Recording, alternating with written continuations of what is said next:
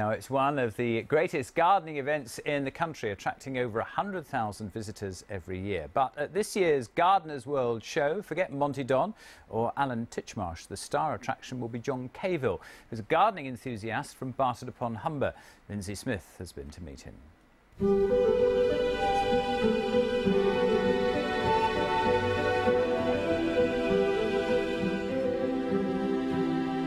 Quaint country gardens, traces of the Mediterranean and urban allotments.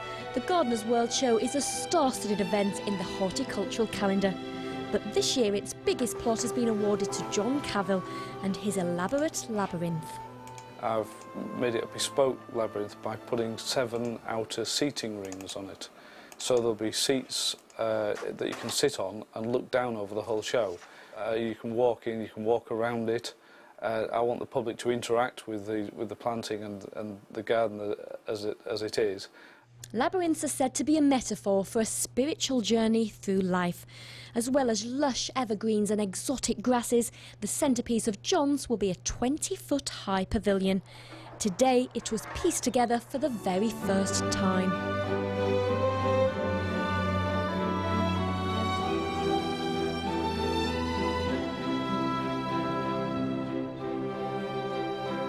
John's been planning this garden for 3 years.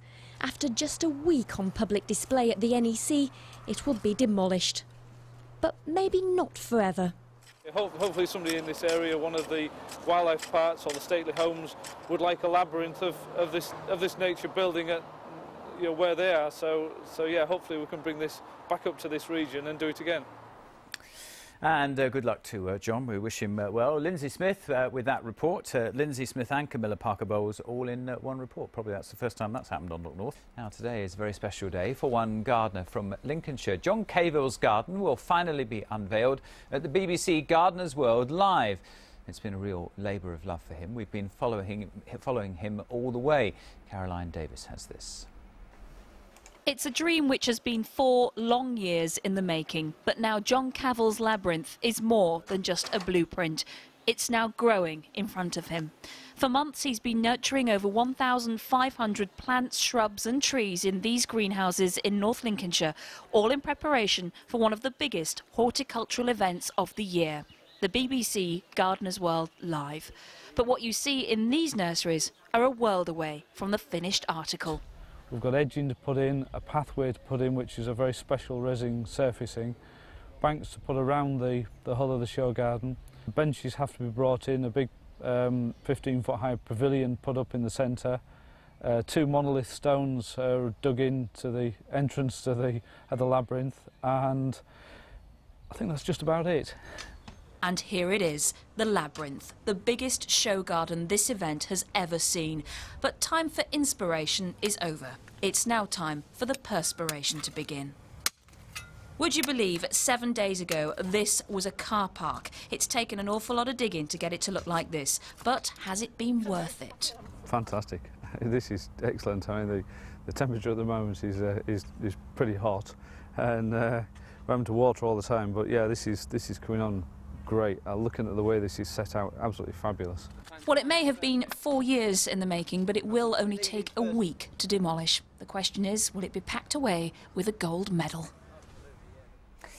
Well, join me at 6:30 for tonight's Look North. Caroline will have a special report from the Gardeners' World Live, and we'll find out whether John Cavill did win a medal. She'll also be meeting Michael Parkinson.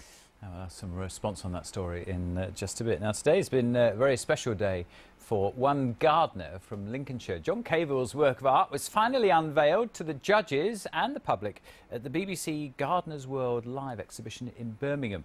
Well, it's been a long, tough job making the garden a reality. Here's Caroline Davis.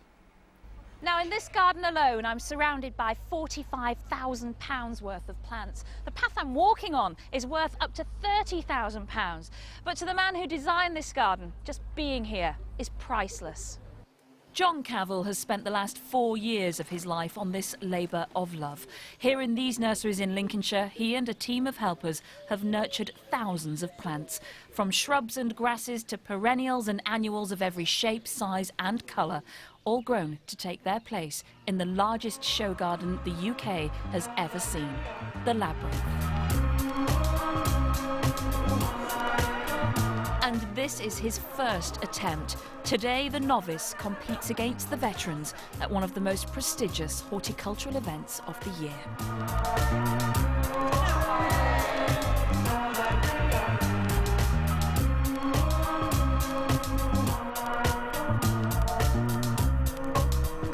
Everyone who is anyone in the gardening world is here, from the obvious. People come here to transfer this show to their gardens, quite literally. You can't buy things at Chelsea.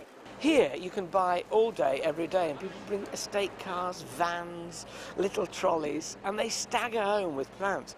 To the not so obvious, this famous face was here to receive his very own rose. Jeffrey Boycott, my old friend, 10 years ago got a rose named after him, and I've been incredibly jealous ever since. And I said to him today that the only these Dickie Bird, I said, there's the 3 most boring Yorkshiremen in the world have got roses, so they're going to do it for Dickie Bird next year. Well, Parky may have got his rose, but John got silver. John, how are you feeling today? I feel extremely proud today. The garden's great, there's lots of people walking around inside it, everybody appears to be enjoying it. Plants are great, and we're really looking forward to next year and maybe the chance of building yet another garden. Well, you know you've made it big when you have the gardening guru, Diaruid Gavin, sitting in your garden. Good afternoon, thanks for joining us on Look North. I'm delighted to be here. Isn't this beautiful? Gorgeous, isn't it? Yeah. What do you think to the Labyrinth, just looking at it from this angle in the pavilion? I can't get over the ambition of this being John's first show garden and just the scale of it. It's not something I'd attempt, it's as simple as that. He's either genius or mad, and I'm veering on the side of genius at the moment. Well, should we take a wander and see it in all its glory? It does invite that, doesn't it? Certainly does.